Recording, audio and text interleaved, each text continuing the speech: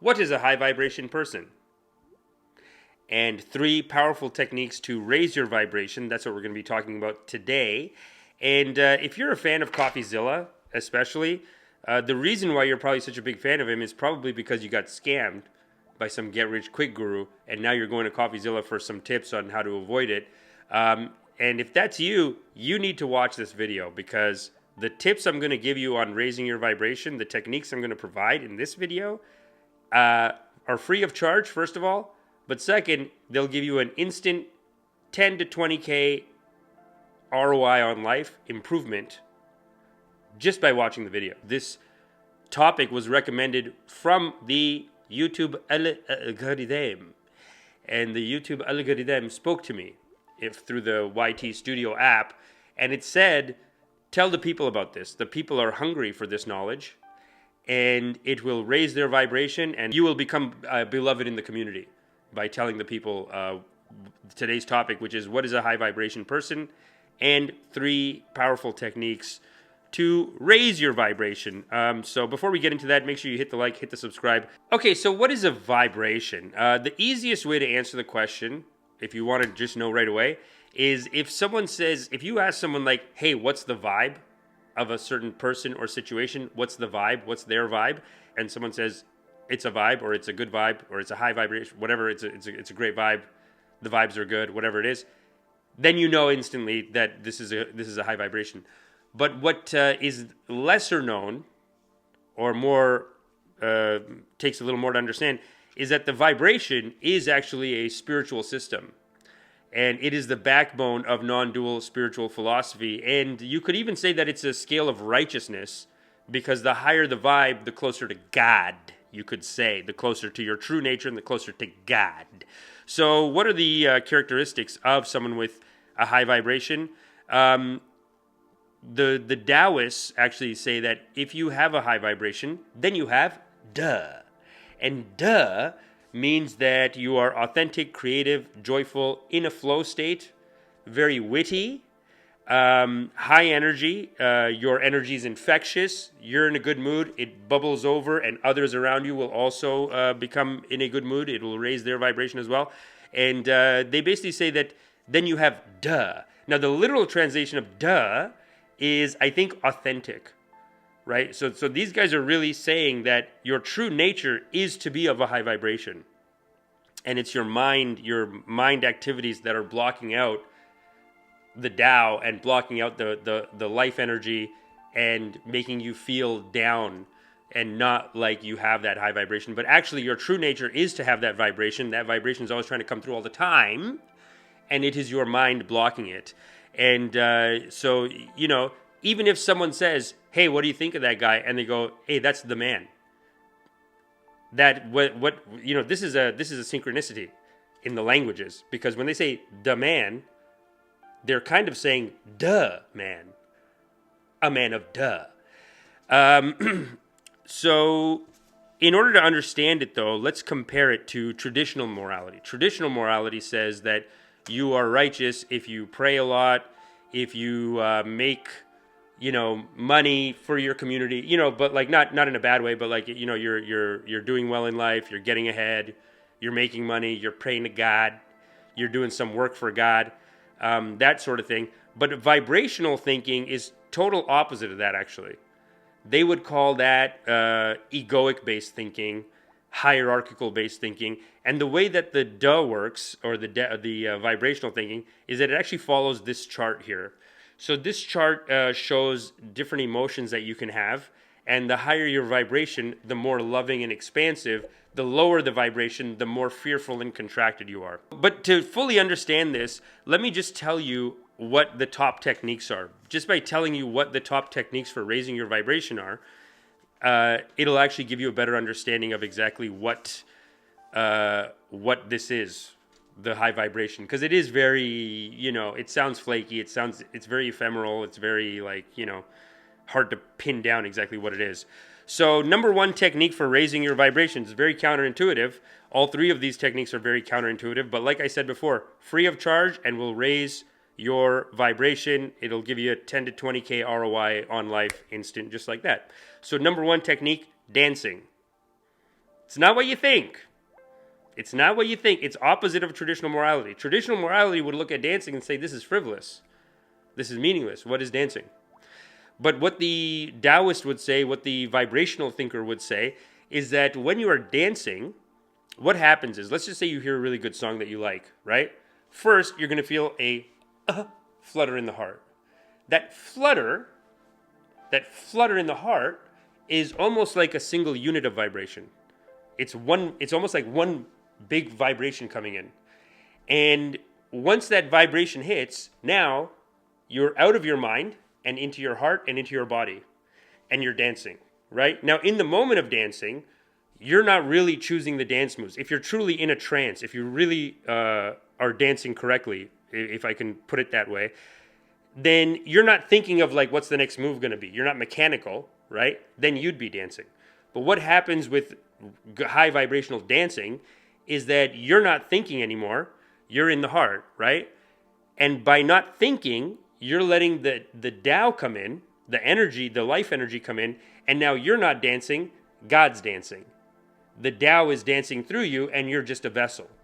This is an embodied spiritual practice. Now, if you compare that to prayer, prayer is a separation. You're here, God's up there. Most people are asking for stuff. Most people are kind of groveling at that point. You know, they're in a bad space in life. I mean, just think about yourself. When do you pray? Do you pray when things are good? Most people pray when they're out of options and they're out of hope. And then they're at a last-ditch effort. They're doing a Hail Mary on God and saying, come on, God, you're abundant.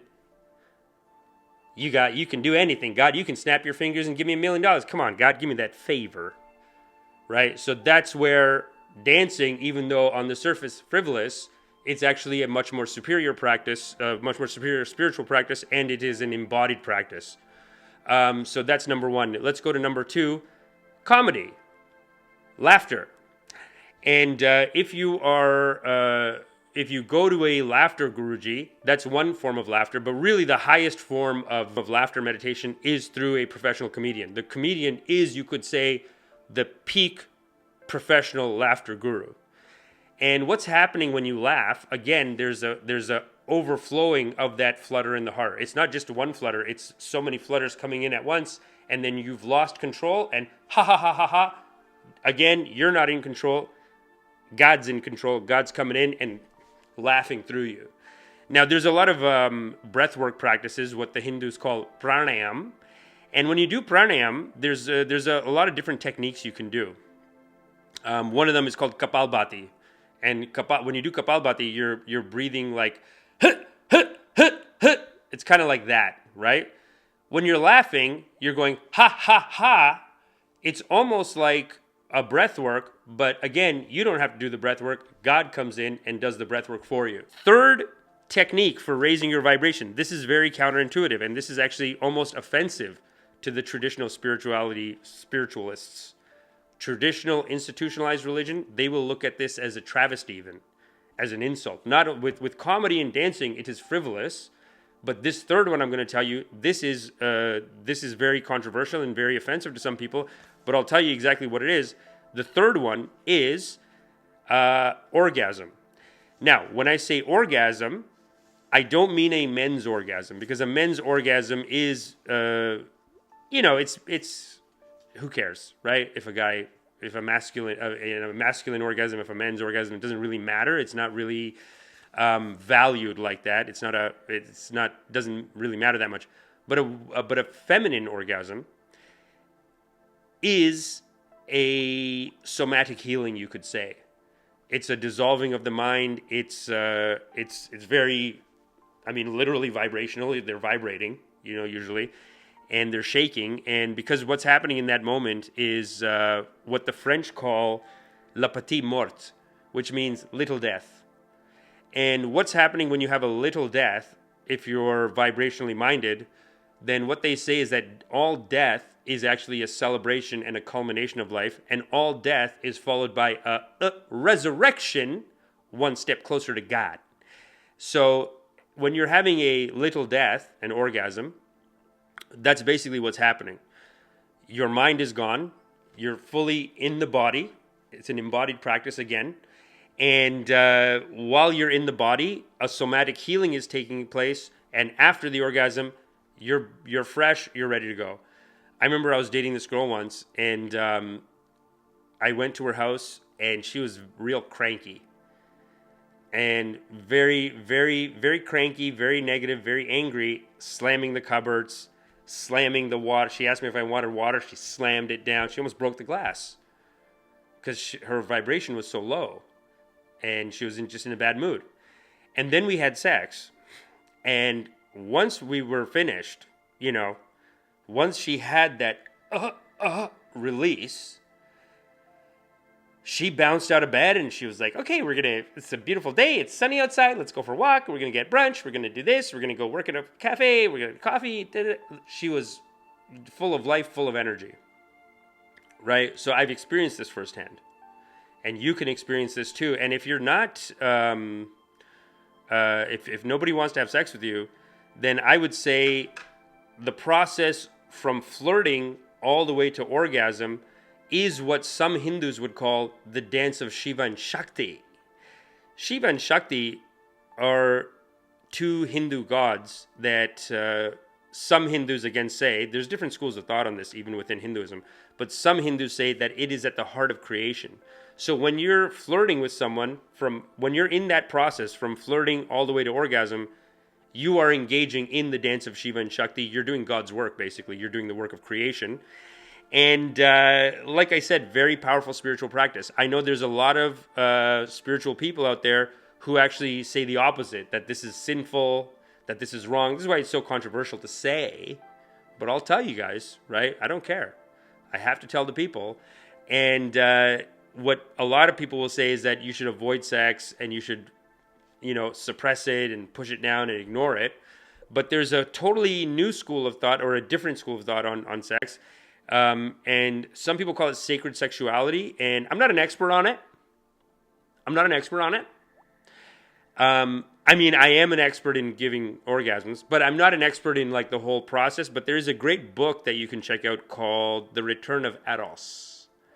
And in The Return of Eros, what you'll find is that they basically lay it all out. It's a big book. It's a biblical level book in its size.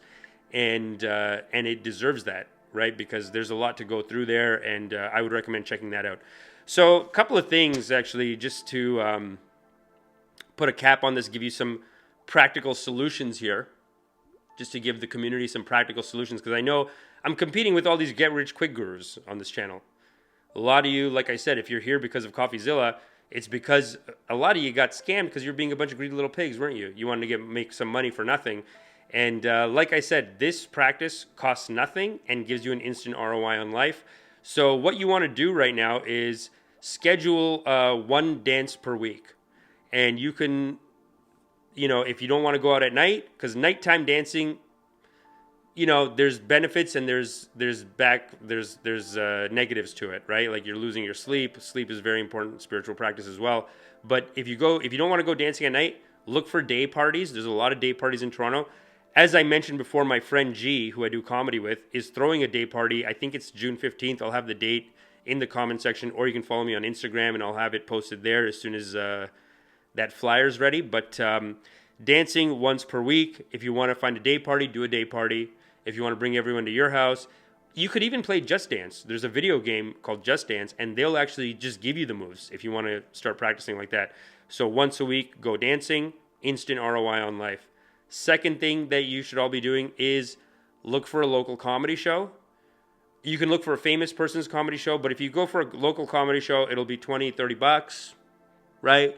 And as I mentioned before, I'm in Toronto doing comedy shows all the time. You can follow me on Instagram at Fade to Brown. Link to that in the comment section. But schedule one comedy show per week. And then, of course, next time you're having sex, try having sacred sex. Beautiful sacred sex. Really work on it. If you're having sex and you're a guy and you're coming and the girl hasn't, come yet, work on that. Find a book, right? There's a great book, like I said, called The Return of Eros, about sacred sexuality. Look into that. Try to be more flirtatious, You know, when you're out, a lot of guys getting bitter right now, and they're like, it's impossible. I went out and nobody wants to have sex with me. And it's like, you know, maybe you got to work on it. Maybe you got to be more flirty. Maybe you got to dress better. Whatever you got to do, don't look at that as a frivolous activity. See it as a spiritual activity, the dance of Shiva and Shakti, the dance at the heart of creation, and, you know, get into it, get involved more. And I'm going to be doing more videos on all of these things in the coming months. Make sure you hit the like, hit the subscribe, support this digital ashram. You are on the ground floor. Very exciting spiritual opportunity here. As you can see, we got a beautiful ashram. So make sure you do that as well. And I'll see you in the next video. Bhagwan loves you. Bhagwan loves you.